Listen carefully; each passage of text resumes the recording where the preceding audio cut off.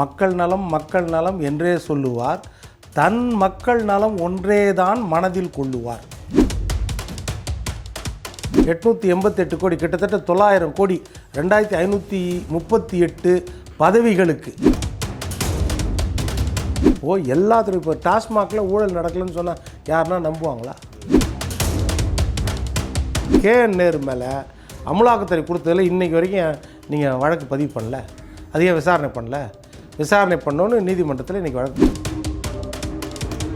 பத்திரப்பதிவுத்துறை அதில் 20,000 கோடி ஊழல். மூர்த்தி இந்து சமய அறநிலையத்துறை 1000 கோடி ஊழல். ஊழல் தொடர்ந்து நடந்துகிட்டே இருக்குது. ஒவ்வொரு துறையிலையும் ஏகப்பட்ட ஊழல், கட்டுக்கடங்காத ஊழல். அதிமுக அரசாங்கத்தில் லேப்டாப் கொடுக்குறாங்க, நாங்கள் வந்தால் டேபு கொடுப்போம், கைக்கணினி. இப்போ கைக்கணினி கொடுத்தாங்களா? வெறும் ஓட்டு அரசியல். அதுவும் என்னது, இந்த 4 வருஷம் பாஸ் ஆகி போனால அவனுக்கெல்லாம் எங்கள் லேப்டாப். அதனால் திமுக அரசாங்கத்துக்கு மிகப்பெரிய அதிருப்தி எல்லா இடத்துலையும் பரவி போயிருக்குது. அதிமுக இதை மிகப்பெரிய அளவில் அந்த எதிர்ப்பு ஓட்டுக்களை அறுவடை செய்கிற இடத்துல அதிமுக. வணக்கம் சார். எதிர்க்கட்சி தலைவர் எடப்பாடி பழனிசாமி அவர்கள் திமுக தரப்பு மேலே கடந்த 4 ஆண்டு அவங்க மொத்தமாகவே அவங்களோட ஆட்சியில் கிட்டத்தட்ட 4 லட்சம் கோடி வரைக்கும் ஊழல் பண்ணியிருக்கிறதா ஒரு பெரிய குற்றச்சாட்டை வச்சுருக்காரு. இதோட உண்மை அடிப்படை எப்படி சார் பார்க்குறது? ஒவ்வொரு வருடமும் பலாயிரம் கோடி ஊழல் பண்ணியிருக்கிறதா ஒரு குற்றச்சாட்டை வைக்கிறார். தரவுகளினோட அடிப்படையில் இது எந்த அளவுக்கு சார் உண்மை? இப்போ தரவுகள் சொன்னீங்கன்னா சில ஆதாரங்களை நம்ம சொல்லலாம். முதல் விஷயம் என்னென்னா, இந்த ஆட்சி வந்த பிறகே நம்ம எல்லாருக்குமே ஒரு எண்ணம் என்னென்னா, எம்ஜிஆர் சொன்ன வார்த்தை தான் சொல்ல முடியும். மக்கள் நலம் மக்கள் நலம் என்றே சொல்லுவார், தன் மக்கள் நலம் ஒன்றேதான் மனதில் கொள்ளுவார். அதில் முக்கியமான இடம் பார்த்திங்கன்னா, திரு ஸ்டாலின் அவர்கள் முதலமைச்சர் ஆன பிறகு ஒரு எம்எல்ஏவாக இருந்த ஒரு ஜூனியர் உதயநிதியை உடனடியாக ஒரு அமைச்சராக்கினார், விளையாட்டுத்துறை அமைச்சர். அதாவது நான் அரசியலுக்கு வரமாட்டேன்னு சொன்னவர் வந்தார், நான் எம்எல்ஏ ஆக மாட்டேன்னு சொன்னவர் ஆனார், நான் அமைச்சர் பதவி வாங்க மாட்டேன்னு சொன்னவர் வாங்கினார்.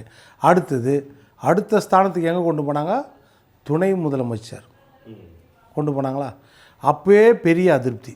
அதற்கு அடுத்தது இந்த ஊழல் ஆதாரத்துக்கு வந்துட்டோன்னா நம்ம யாரும் சொன்ன வேணாம். இப்போது எடப்பாடி பழனிசாமியே இப்போ தானே சொன்னார்.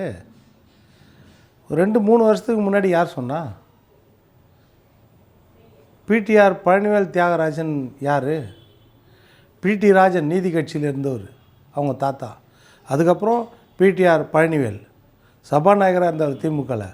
கலைஞரே அவருக்கு அவ்வளோ மரியாதை கொடுப்பார். அந்த மாதிரி ஒரு நேர்மையான மனிதர்.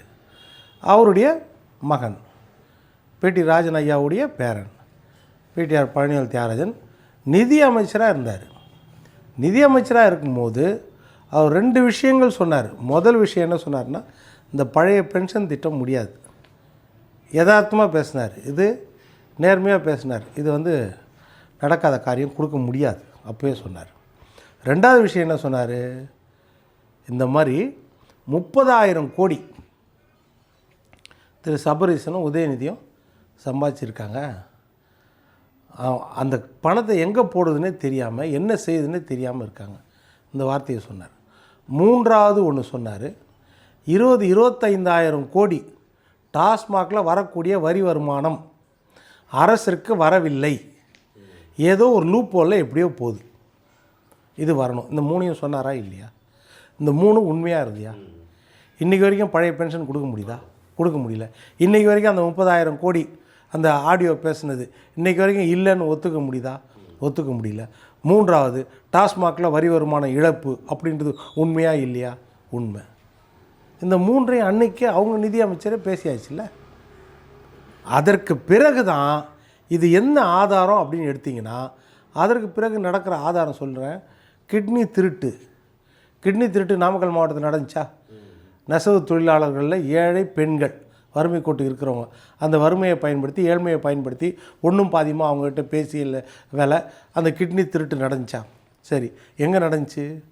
2 மருத்துவமனையில் நடந்துச்சு, பெரிய மருத்துவமனையில் நடந்துச்சு. அந்த ஒரு மருத்துவமனை யார் கையில் இருக்குது? திமுக எம்எல்ஏ.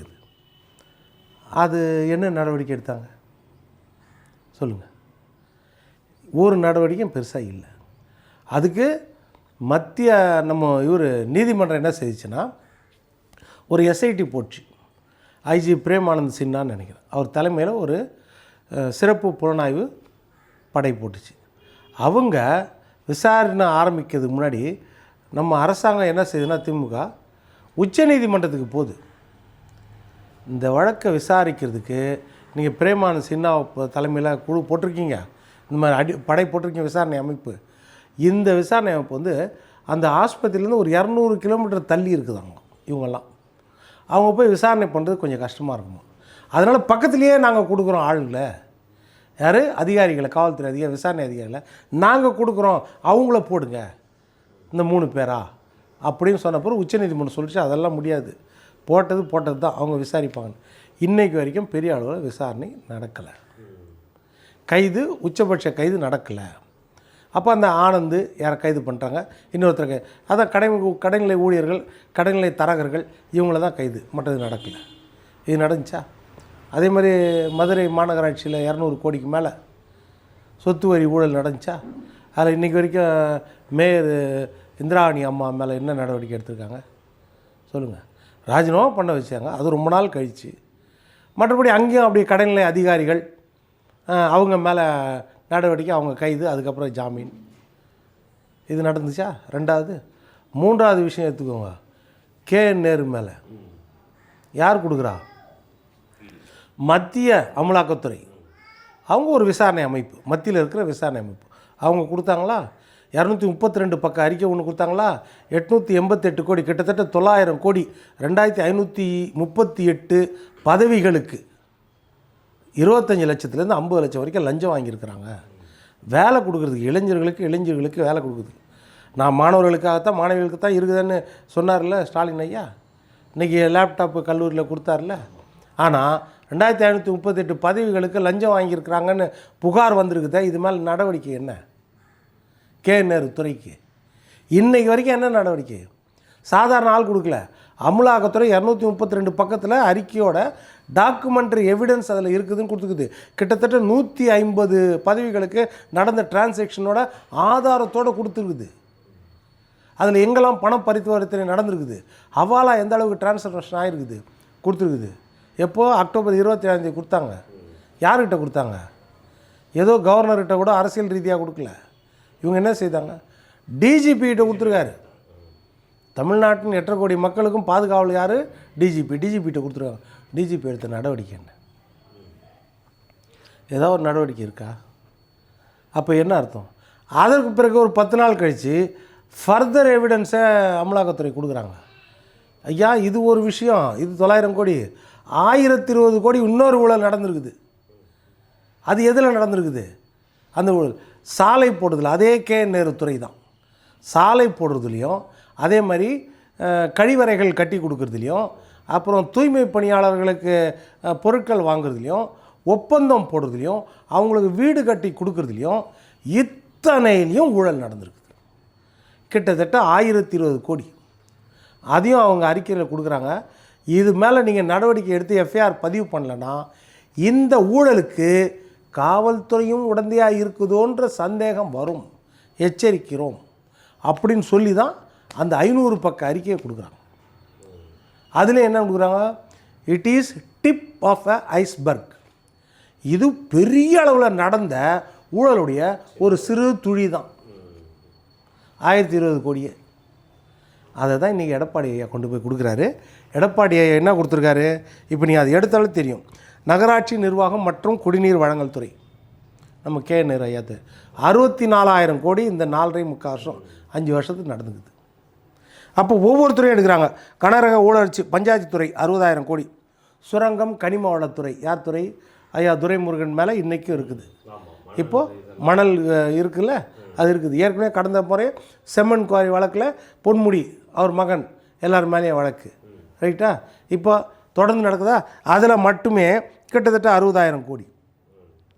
எரிசக்தி துறை, நம்ம மின்சாரம், காற்றாலை, நீர் மின்சாரம், இது எல்லாத்துலேயும் எடுத்துக்கிட்டிங்கன்னா அதில் கிட்டத்தட்ட என்னதுன்னா 55,000 கோடி ஊழல் நடந்தது. இது நம்ம சொன்னோமா கடந்த காலத்தில் டிரான்ஸ்ஃபார்மர் வாங்கினதில் ஊழல் சொன்னோமா. கிட்டத்தட்ட வந்து 36 டெண்டர்கள் எல்லாமே ஒரே ரேட்டில் இருக்குதா, ஒரே ரேட்டில் இருந்துச்சுல எல்லாமே, எல்லாருக்கும் பிரித்து சேங்ஷன் பண்ணாங்கல்ல. இது நடந்துச்சா இல்லையா கடந்த காலத்தில் நம்ம பார்த்தோம்ல. அப்போது இதை மாதிரி ஊழல் தொடர்ந்து நடந்துகிட்டே இருக்குது. ஒவ்வொரு துறையிலையும் ஏகப்பட்ட ஊழல், கட்டுக்கடங்காத ஊழல். டாஸ்மாகில் அதே மாதிரி, டாஸ்மாகில் 50,000 கோடி ஊழல். டாஸ்மாகில் நீதிமன்றமே சொல்லிச்சு ஊழல் நடந்துருக்குது. ஹைகோர்ட் அமர்வு என்ன சொல்லிச்சு ஊழல் நடந்துருக்குதுன்னு. இவங்க உச்ச நீதிமன்றத்துக்கு போய் எங்கள் தனிப்பட்ட அதிகாரிகளையும் நிறுவனத்து மேலே வழக்கு போடக்கூடாதுன்னு அதுக்கு ஸ்டே வாங்கின்னு வச்சாங்க. கரெக்டாக இன்றைக்கும் அது பெண்டிங்கில் இருக்குது. இப்போது எல்லாத்துலையும் இப்போ டாஸ்மாகில் ஊழல் நடக்கலைன்னு சொன்னால் யாருன்னா நம்புவாங்களா சொல்லுங்கள். இப்போ அதே மாதிரி துணை முதலமைச்சர் விளையாட்டுத்துறையில் 500 கோடி ஊழல், சிறைத்துறையில் ஊழல், சுற்றுலாத்துறையில் ஊழல், பால் வளத்துறையில் 250 கோடி ஊழல். இப்படி எடுத்திங்கன்னா பள்ளிக்கல்வித்துறையில் கூட மென்ஷன் பண்ணியிருக்காங்க சார். அது அவங்க ரொம்பவே சிறப்பாக விழாலாம் நடத்தியிருக்காங்க. எப்படி அதில் கூட ஊழல் கிட்டத்தட்ட 500 crores நினைக்கிறேன். எப்படி அதில் 20,000 கோடி ஆமாம், பள்ளி கல்வித்துறையில் 5,000 கோடி, 5,000 கோடி, உயர்கல்வித்துறையில் 1,500 கோடி. இப்போது உபகரணங்கள் வாங்குறது அதில் எவ்வளோ இருக்குது, ஸ்டேஷ்னரிஸ் வாங்குறது எவ்வளோ இருக்குது, அப்புறம் வேலைக்கு நிர்ணயிக்கிறது, தற்காலிக ஆசிரியர்களை நியமிக்கிறது, இதெல்லாம் நிறையா இருக்குதுல்ல. அப்போது எந்தெந்த துறையில் ஊழல்னா அவர் வந்து என்ன சொல்கிறாரு, ஆதாரங்கள் எங்கள்கிட்ட இருக்குது, அந்த ஆதாரத்தோடு தான் நாங்கள் கொடுத்துருக்குறோம். கொடுத்துட்டு சும்மா இல்லை. எப்போ கொடுத்தாங்க, நேற்று போய் கொடுத்தாங்களா, கவர்னரை பார்த்து கொடுத்தாரா, இன்றைக்கி ஒரு வழக்கு போட்டாங்களா, நாடாளுமன்ற உறுப்பினர் அதிமுக ஐயா இன்பதுரையை வச்சு இன்றைக்கி வழக்கு போட்டாச்சு. KN நேரு மேலே அமலாக்கத்துறை கொடுத்ததில் இன்றைக்கி வரைக்கும் நீங்கள் வழக்கு பதிவு பண்ணல, அதையே விசாரணை பண்ணல, விசாரணை பண்ணோன்னு நீதிமன்றத்தில் இன்றைக்கி வழக்கு போட்டாச்சு. அப்போ இது எல்லாமே சிக்கல், எல்லா துறை அமைச்சர்களும் சிக்கல். சமூக நலத்துறை அமைச்சர்லேருந்து பள்ளி கல்வித்துறை அன்பில் மகேஷ் பொய்யாமொழி, சமூக நலத்துறை எத்துனா கீதா ஜீவன், உயர்கல்வித்துறை எத்துனா கோவி செழியன், இதற்கு முன்னாடி பொன்முடி. அதே மாதிரி பத்திரப்பதிவுத்துறை அதில் 20,000 கோடி ஊழல் மூர்த்தி. எல்லா துறையிலையும் நீங்கள் அசராதபடி ஊழல். அது இல்லாமல் இந்து சமய அறநிலையத்துறை 1000 கோடி ஊழல். இப்போ இவ்வளோ ஊழல் புகார் வந்திருக்குதுல்ல, இதற்கு உங்கள் பதில் என்ன? இது விசாரணை பண்ணும்போது கண்டிப்பாக மாற்றப்படும். ஏன்னா இப்போ நீங்கள் கடந்த காலத்தில் கூட கவர்னர்கிட்ட புகார் கொடுப்பாங்க, இந்த மாதிரி கொடுத்துருக்குறாங்க. கடந்த காலத்தில் 2018 வந்து ஸ்டாலின் எதிர்க்கட்சி தலைவராக இருக்கும்போது இந்த மாதிரி அரசாங்கத்தின் மேலே, அப்போது அதிமுக அரசாங்கத்தின் மேலே கவர்னர் பன்வாரிலால் புரோஹித் மேலே போய் புகார் கொடுத்தாரு. அதற்கு பிறகு பார்த்திங்கன்னா 1.5 வருஷம் கழித்து 2020 அப்பவும் கடைசியில் 2020 டிசம்பர் நினைக்கிறேன் போயிட்டு அப்பவும் புகார் கொடுக்குறாரு. 97 பக்க புகார் மனு எடப்பாடியார் மேலே 4,700 கோடியோ என்னமோ நெடுஞ்சாலைத்துறையில் ஊழல் பண்ணியிருக்காரு அப்படின்னு. ஓபிஎஸ் மேலே காக்னிசென்ட்டுக்கு இடம், சிடிஎஸ்க்கு ஏதோ இடம் அலாட் பண்ணுறது ஏதோ ஒன்று சேங்ஷனுக்கு ஊழல் பண்ணார் அப்படின்னு அவர் மேலேயும் 8 அமைச்சர்கள் மேலே கிட்டத்தட்ட ஊழல் புகார். இப்போது எடப்பாடி பழனிசாமி என்ன செய்தார், அவர் மேலே ஆர்எஸ் பாரதி வழக்கு தொடுத்தார். வழக்கு தொடுத்த பிறகு அந்த வழக்கு உச்சநீதிமன்றம் வரைக்கும் போய் உச்சநீதிமன்றம் சொல்லிச்சு ஹைகோர்ட் விசாரிக்குது, ஹைகோர்ட்டே விசாரிக்கிட்டோம், அவங்களே முடிக்கட்டும். ஹைகோர்ட்டில் வந்த பிறகு ஆர்எஸ் பாரதி என்ன செய்கிறாருன்னா, இது மொத்த அலாட்மெண்ட்டே அந்த 4,700 கோடி தான், மொத்தமே ஊழல் சொல்லும்போது ஆதாரம் இல்லை அதில். அதனால் என்ன செய்யறதுன்னா வழக்கை நான் வாபஸ் வாங்குறேன்றார் ஆர்எஸ் பாரதி. ஆனால் எடப்பாடி பழனிசாமி என்ன சொன்னார், நான் வாபஸ் வாங்க விட மாட்டேன், ஏன்னா என் மேலே களங்கம் கற்பிச்சிட்டிங்க, என்னை வந்து பழி சொல்லிட்டீங்க, அப்போ மக்கள் மத்தியில் நான் நிரபராதி, நான் நிரூபிக்கணும், வழக்கை நடத்துவேன்னு யார் குற்றம் சுமத்தப்பட்டாரோ அந்த எடப்பாடி பழனிசாமி ஐயாவே வழக்கை நடத்துவேன்னு சொல்லி நீதிமன்றத்தில் வழக்கு நடந்து இந்த மாதிரி இவர் குற்றம் இல்லை, இவர் மேலே எந்த ஆதாரமும் அப்படி கிடையாது, அவரை நிரபராதின்னு விடுதலை பண்ணியாச்சு. இது நடந்துச்சா இல்லையா? அதுபோல் நீங்களும் விசாரணை பண்ணி நிரபராதினா விடுதலை பண்ணுங்கள். அப்படி இல்லை உங்கள் மேலே அவதூறுனா இடி மேலே அவதூறு வழக்கு போடுங்க, போடலாம்ல, அது ஏன் செய்யலை? அப்போ இந்த அளவுக்கு வந்து நம்மளுக்கே தெரியும் இந்த அரசாங்கத்தை பற்றி, எல்லா துறையிலையும் ஊழலும் லஞ்சமும் தரை விரித்து ஆடுதுன்னு நம்மளுக்கு நல்லா தெரியும். எல்லா துறையும் பார்த்தா 4,730 கோடி சேட்டலைட்டில் பார்த்து மத்திய அரசுலேருந்து என்ன கொடுத்தாங்க, கனிம வள கொள்ளை நடந்துருக்குது. 4,730 கோடி அரசுக்கு வர வேண்டிய வரி வருமானமே வரல அப்படின்னு தான் என்கொயரி போட்டாங்க. பின்ன அதனால் இந்த அரசாங்கத்தை பொறுத்த வரைக்கும் மிகப்பெரிய கெட்ட பேர் வாங்கி வச்சுருக்காங்க. நீங்கள் வெறும் இல்லை, எல்லா துறையிலையும் கெட்ட பேர். இதுக்கு மேலே சட்டம் ஒழுங்கு பிரச்சனை, பெண்கள் பாதுகாப்பு கேள்விக்குறி, ஜாதிய கொடுமை எல்லா பக்கமும், விலைவாசி உயர்வு ஒரு பக்கம் பார்த்திங்கன்னா, அதே மாதிரி இவங்க எல்லாத்துக்கும் மின்சார கட்டணம் சொத்து வரிலேருந்து எல்லாத்தையும் உயர்த்திட்டாங்க. அப்போ இந்த அரசாங்கத்தை கேட்குறதுக்கே ஆள் இல்லை. அந்த மாதிரி நிலைமையில் இவங்க இந்த அரசாங்கம் இருக்குது. அதனால் திமுக அரசாங்கத்துக்கு மிகப்பெரிய அதிருப்தி எல்லா இடத்துலையும் பரவி போயிருக்குது. அப்படி இருக்கும்போது அதிமுக இதை மிகப்பெரிய அளவில் அடுத்த தேர்தலில் அந்த எதிர்ப்பு ஓட்டுக்களை அறுவடை செய்கிற இடத்துல அதிமுக இருக்குது. இன்றைக்கும் பார்த்திங்கன்னா அன்புமணி கூட இன்றைக்கி வந்திருக்காங்க, பாட்டாளி மக்கள் கட்சி இன்றைக்கி கூட்டியிருந்தாங்க. இப்போ இவ்வளோ நாள் சொல்லிட்டு இருந்தாங்க வேறு எந்த கட்சியும் வரலையேன்னு. இன்றைக்கி பாட்டாளி மக்கள் கட்சி நேராக வந்து இது இயற்கையான கூட்டணி வச்சாச்சு, அவ்வளோதான். இப்போது மெகா கூட்டணி அப்படின்ற வார்த்தைலாம் என்னென்னா அது ஒரு டிப்ளமேட்டிக் டேம், அதாவது நம்ம தொண்டர்களை உற்சாகப்படுத்துறதுக்கு சொல்கிற வார்த்தை. அதிமுக கூட்டணிலாம் திமுக கூட்டணிலாம் அது பேர் மெகா கூட்டணி தான், அவங்க யார் கூட வச்சாலும். கரெக்டாக திமுக அதிமுக கணிசமான ஓட்டு, மற்றவங்களாம் வந்து எல்லாம் ஒற்றைப்படையில் தான் இருக்கும். பிஜேபி தான் போன தடவை இரட்டைப்படைக்கு வந்தாங்க. மற்றபடி எல்லா கட்சியும் காங்கிரஸ் உட்பட ஒற்றை இலக்கத்தில் தான் ஓட்டு சதவீதமே இருக்கும் அவங்களுக்கு. திமுக அதிமுக தான் பிரதான கட்சி. இந்த ரெண்டுத்தில் தனித்தனியாக எல்லோரும் நின்றால் யார் அதிகமாக ஓட்டு இருந்தாலும் ஏடிஎம்கே தான். அது 2014 பார்த்தாச்சு. தனியாக நின்றால் அதிமுக தான் அதிக ஓட்டு வாங்குவோம் அப்படின்றது நல்லா தெரியும். அப்படி இருக்கும்போது அதிமுக செல்வாக்கு மிக்க கட்சி. இன்றைக்கும் மக்கள் பார்க்குறது என்னென்னா, அந்த கடந்த 4.5 வருஷத்தில் எடப்பாடியார் ஆட்சி நல்லா இருந்துச்சு, அதனால் அந்த ஆட்சி நம்மளுக்கு நல்லது அப்படி தான் நினைக்கிறாங்க. இன்றைக்கி பாட்டாளி மக்கள் கட்சி வந்து சேர்ந்த பிறகு பார்த்திங்கன்னா இந்த கூட்டணி இன்னும் அவங்க பலம் சேர்க்குது, அவ்வளோதான். இப்போ நீங்கள் அவங்க இப்போ திமுக கூட்டணி சொல்லுவீங்க, கூட்டணி பலமிக்க கூட்டணியானா கூட்டணி இருக்குது, அது பலமாக இருக்குதான்னு தெரியாது. ஏன்னா அங்கே டபுள் டிஜிட்டில் ஓட்டு வாங்கினவங்க யாராவது இருக்காங்களா? திமுகவை தவிர டபுள் டிஜிட்டில் ஓட்டு வாங்கின கட்சியும் கிடையாது. சரி, காங்கிரஸ் தவிர டபுள் டிஜிட்டில் சீட்டு வாங்கின கட்சி இருக்குதாங்க? எல்லாம் 6 எல்லாருக்கும் பிரித்து கொடுத்தாச்சு, காங்கிரஸ் தவிர. ரைட்டா? இப்போ இந்த கூட்டணி எடுத்திங்கன்னா டபுள் டிஜிட்டில் ஓட்டு வாங்கினது பிஜேபி இருக்குது கூட, அதிமுக கூட. ரெண்டாவது போனது 2 கட்சிகள் வந்து டபுள் டிஜிட்டில் சீட்டே வாங்கினாங்க, பிஜேபியும் பாட்டாளி மக்கள் கட்சியும். அப்போது நீங்கள் எண்ணிக்கை அடிப்படையில் நம்ம கணக்கு போட முடியாது. 20 கட்சி இது, 30 கட்சி இது, 40 கட்சி, செல்வாக்கு அடிப்படையில் கணக்கு பண்ணணும். எந்த கூட்டணியில் கணிசமான செல்வாக்குள்ள கட்சிகள் இருக்கிறாங்கன்னா அதிமுக கூட்டணியில் தான். அப்போது அந்த கூட்டணி இயற்கையாக இந்த தேர்தலை ஜெயிக்கும் அப்படின்றது நம்மளுக்கு நல்லா தெரியும். ஏனென்றால் அதிமுக எடுத்துக்கிட்டிங்கன்னா கன்சிக்யூட்டிவாக செகண்ட் டைம் ஜெயிச்சுக்கிறது அதிமுக மட்டும்தான். எம்ஜிஆர் காலத்தில் 3 முறை. ஆமாம், 77, 80, 84 ஒரு விஷயம். ரெண்டாவது விஷயம் ஜெயலலிதா அம்மா காலத்தில், அதே மாதிரி 2011, 2016 தொடர்ந்து 2. திமுக அந்த மாதிரி ஜெயிச்சது கிடையாது. இப்போ நிறைய வரலாறு திமுகவுக்கு சொல்லலாம். திமுக தொடர் வெற்றியை பெற்றது கிடையாது. ரெண்டாவது விஷயம், திமுக 130க்கு கீழே சீட்டு மைனாரிட்டி சீட்டு வாங்கி 96 இடம் வாங்கி ஆட்சி நடத்திக்குது. ஆனால் அதிமுக 7 முறை ஆட்சியை பிடிச்சிக்குது. 7 முறையும் 130 சீட்டுக்கு குறையாமல் தான் ஜெயிச்சிருக்காங்க. ரைட்டா? 130 குறையாமல் தான் ஜெயிச்சிருக்காங்க. அதே மாதிரி நின்ற சீட்டுகள் எத்தனை இடத்துல நின்றுருக்கிறாங்கன்னு பார்த்தீங்கன்னா, திமுக 80ல் 112 இடத்துல தான் நின்றாங்க, 234, பாதி இடத்துல கூட நிற்கலை. இப்போ 2006 எத்தனை இடத்துல நின்றாங்க? 128 இடத்துல தான் நின்றாங்க 2006. சரி, 2006லேருந்து 2011 வரைக்கும் கலைஞர் கருணாநிதி ஐயா ஆட்சி. 2011 அதிக இடத்துல நிற்கணும்ல. 2011 119 இடத்துல தான் நின்றாங்க.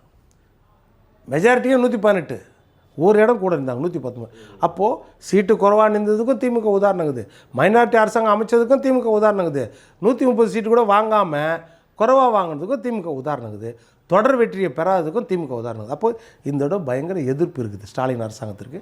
அந்த எதிர்ப்பை அறுவடை செய்யக்கூடிய இடத்துல அதிமுக இருக்குது. அதனால் அதிமுக கூட்டணி 2026 மிகப்பெரிய வெற்றியை பெறுன்றது யதார்த்தம். 180 தொகுதி இது வரைக்கும் சுற்றியிருக்காரு எடப்பாடி பழனிசாமியா, சட்டமன்ற தொகுதி.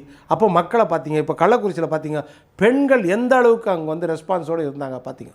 அவங்களாம் சீருடை கொடுத்தாங்க, இல்லைன்னு சொல்லலை, அதெல்லாம் ஏற்பாடு பண்ணியிருந்தாலும் அந்த உற்சாக மிகுதியில் அந்த பெண்கள் கொடுக்குற குரலை பார்த்திங்கன்னா தெரியும், அந்த முகத்தை பார்த்தாலே தெரியும் அவங்க எதிர்பார்க்குறாங்க எடப்பாடி ஐயா வரணும் அப்படின்னு.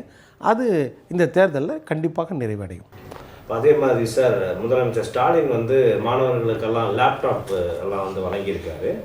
ஸோ அதில் அவங்க வந்து என்ன கிளைம் பண்ணுறாங்க அப்படின்னா, எங்களோட சார்பில் தான் வந்து நாங்கள் அதிகப்படியான லேப்டாப் கொடுத்துருக்கோம் அப்படின்னு ஒரு விஷயம் கிளைம் பண்ணுறாங்க. பட் நம்ம தரவுகளை செக் பண்ணி பார்த்தா ஜெயலலிதா அவர்கள் வந்து இருந்த காலத்தில் இதை விட அதிகமான லேப்டாப்ஸ் எல்லாம் டிஸ்ட்ரிபியூட் பண்ண வந்துப்பட்டிருக்கு.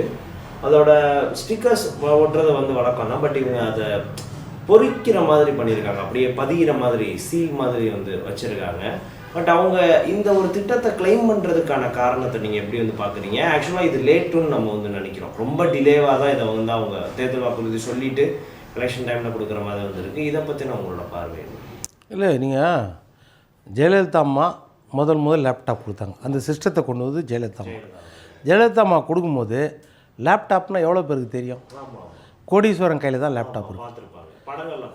மற்றவங்களாம் டெஸ்க்டாப்பு, ஒரு வசதியானவங்க வீட்டுக்குள்ளே தான் கம்ப்யூட்டர் வைக்க முடியும். அதில் சிபியோ ஒரு டப்பா மாதிரி பெருசாக இருக்கும், ஒரு மானிட்டரை வச்சுருப்பாங்க, ஒரு கீபோர்டு மவுஸு இதுதான் ஆப்ரேட் பண்ணுவாங்க. கோடீஸ்வரன் கையில் தான் லேப்டாப் இருக்கும், பெருசாக லேப்டாப் இருக்காது. அப்படி இல்லை, பெரிய பெரிய அதிகாரிகள் மட்டத்தில் அவங்க வேலைக்காக அந்த லேப்டாப் வாங்கி வச்சுருப்பாங்க. அந்த கட்டத்தில் 11th 12th படிக்கிற மாணவர்கள் கையில் லேப்டாப்பை கொடுத்தாங்க. அது எவ்வளோ பெரிய விஷயம் பாருங்கள். கரெக்டாக 11வது 12வது படிக்கிற மாணவிகள் கையில் லேப்டாப்பை கொடுத்தோடனே அவங்களுக்கு என்ன ஆச்சுன்னா, விஞ்ஞானமே தான் கையில் வந்துருச்சு, நாளைக்கு காலேஜுக்கு சேரணும். ஏன்னா ஏகப்பட்ட நியூஸ் வருது, காலேஜ் சேரணும். காலேஜ் சேர்றதுக்கு அவங்கள உற்சாகப்படுத்துக்க கையில் ஒரு பொருளை கொடுத்தாங்க. ரைட்டா? இவங்க என்ன செய்கிறாங்க? 159வது வாக்குறுதி இவங்க என்ன கொடுத்தாங்க? அதிமுக அரசாங்கத்தில் லேப்டாப் கொடுக்குறாங்க, நாங்கள் வந்தால் டேபு கொடுப்போம், கை கணினி. இப்போ கை கணினி கொடுத்தாங்களா? அப்புறம் 52 லட்சம் லேப்டாப்பு அதிமுக ஆட்சி காலத்தில் கொடுக்கப்பட்டது. ஜெயலலிதா எடப்பாடி பழனிசாமி ஆட்சி காலத்தில் 52,40,000 என்னமோ லேப்டாப் கொடுக்கப்பட்டது. இவங்க இப்போ தான் ஆரம்பிக்கிறாங்க, 5 வருஷம் ஆகுது. 10 லட்சம்னு ஆரம்பிக்கிறாங்க. வித்தியாசம் ரெண்டுத்துக்கும் தெரியுதா உங்களுக்கு? அடுத்து இவங்க 159 வாக்குறுதியில் என்ன கொடுத்தாங்கன்னா, அதிமுக லேப்டாப் கொடுக்குறாங்க, நாங்கள் ஆட்சிக்கு வந்தால் பள்ளி மாணவ மாணவிகளுக்கு மட்டும் இல்லை, பள்ளி மாணவ மாணவிகளுக்கும் கொடுப்போம், கல்லூரி மாணவ மாணவிகளுக்கும் கொடுப்போம். நாங்கள் இப்போ பள்ளி மாணவ மாணவிகளுக்கு எங்கே லேப்டாப்பு? சொல்லுங்கள், நீங்கள் சொன்னது தானே சொல்லணும். நீங்கள் சொன்னது கொடுக்கவே இல்லைல்ல. அப்போ அந்த மாணவர்கள் ஏமாற்றமா? இன்றைக்கி நானும் கேட்டு பார்த்தேன், இன்றைக்கி லேப்டாப் வாங்கினவங்கள. அது என்ன சொல்கிறாங்க அவங்க? இதே எடப்பாடியார் ஆட்சி இருந்தால், அதிமுக ஆட்சி இருந்தால், நான் 11th படிக்கும் போதே இது வந்திருக்கோம் என் கையில். இப்போ நான் படித்து முடிக்க போகிறேன், இப்போ வந்து என்ன பிரயோஜனம்? சரி, ஏதோ கொடுத்தாரு, அவ்வளோதான். அந்த சந்தோஷம், கொடுத்தது சந்தோஷம். ஆனால் அதிமுக ஆட்சி இருந்தால் என்றைக்கோ கிடச்சிருக்கோம் எனக்கு. நான் ஏற்கனவே படிக்கிறதுக்கு ஒன்று வாங்கி வச்சிட்டேன். அவங்க சொல்கிறது அதுதான். நிறைய பேர் ஏற்கனவே படிக்கிறதுக்கு வாங்கி வச்சாச்சு கல்லூரியில், இப்போ கொடுக்குறாரு. இது ஒன்று. ரெண்டாவது சொல்கிறேன், அடுத்தது ஜெயலலிதா அம்மா 11th 12th கொடுத்தாங்க. 11th 12th படிக்கிற பசங்களுக்கு ஓட்டு இருக்குதா? அதிகபட்சம் 17 வயசு தான், ஓட்டு கிடையாது. அப்போ அந்த அம்மா வாக்கு அரசியலாக பண்ணாங்க. அதை தான் சொல்கிறேன். அதிமுக மக்கள் சேவை, மாணவர்கள் சேவை தான் முக்கியம். அவங்க அந்த 11th 12th கையில் கொடுத்தாங்க.